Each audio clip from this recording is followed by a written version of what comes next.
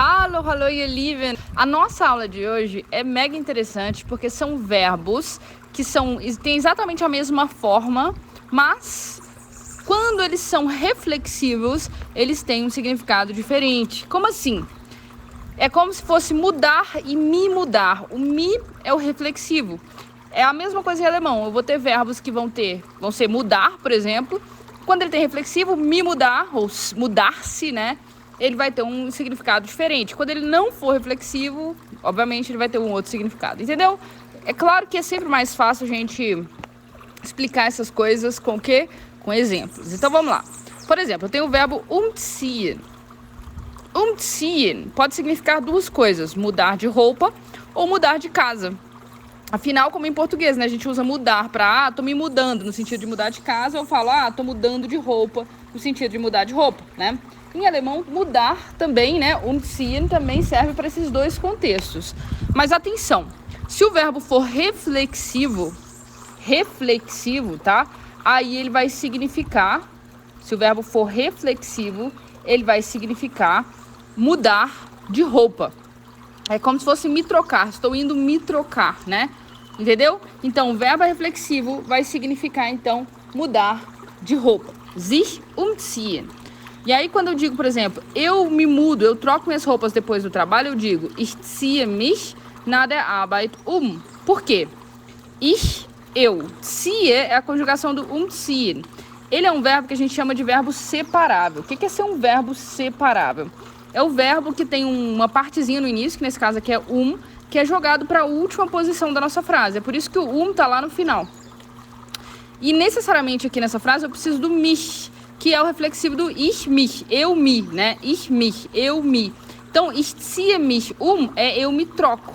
Ich ziehe mich E aqui eu coloquei uma outra coisa na frase só para completar, nach der Arbeit. Depois, nach der Arbeit, do trabalho. Então, ich ziehe mich nach der Arbeit significa eu me troco depois do trabalho, no sentido de eu troco minhas roupas depois do trabalho. Agora, eu posso ter esse mesmo verbo umziehen sem o reflexivo. E nesse caso, significa mudar de casa.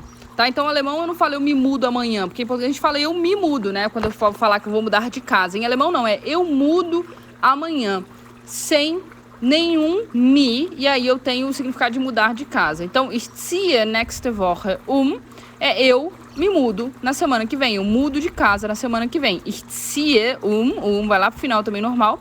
E nächste Woche aqui é semana que vem. Next é próxima Woche, próxima semana que vem. Eu me mudo na semana que vem. Então vejam que interessante, enquanto em português, né, eu falo eu me mudo para mudar de casa, em alemão é o contrário. É eu me mudo para mudar de roupa e eu mudo para mudar de casa. A mesma coisa vai acontecer com o verbo anziehen, essa diferença do reflexivo, né? Anziehen.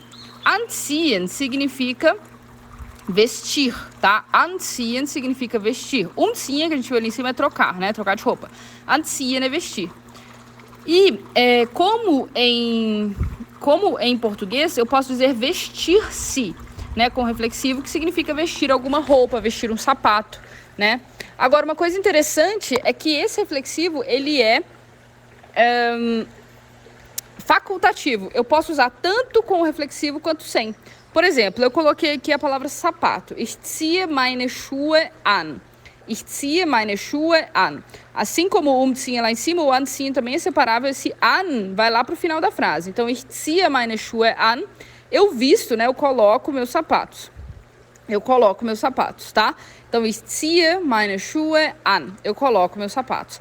Entretanto, ela tem a possibilidade, isso aqui é facultativo, de eu colocar um reflexivo. Engraçado aqui que o reflexivo não é mich, é mia. Lud, por que isso? Bom, tem uma explicação toda gramatical, toda lógica, mas que não vale a pena eu explicar para você aqui agora, porque é um pouquinho longa, tem a ver com os casos do alemão e tal. Mas aí uma possibilidade é você ir aprendendo também caso a caso, né? Então, umziehen é com mich, anziehen é com mia, tá? Mas, explicando rapidamente aqui, quando eu tenho um complemento direto, eu coloco mia. Por exemplo, aqui o complemento é eu visto meus sapatos. Então, eu tenho um objeto direto, meus sapatos.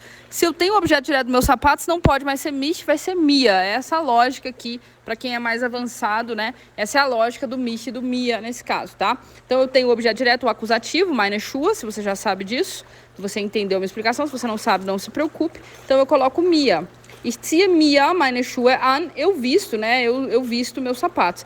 Eu nem dá para traduzir isso em português, né? Eu me visto meus sapatos, fica muito estranho, mas em alemão essa é a possibilidade. Além disso, eu tenho o verbo anziehen, significando atrair, e ele nunca é reflexivo, tá? O anziehen, que significa atrair, ele nunca é reflexivo. Então, eu digo, por exemplo, die Stadt zieht viele Arbeiter an.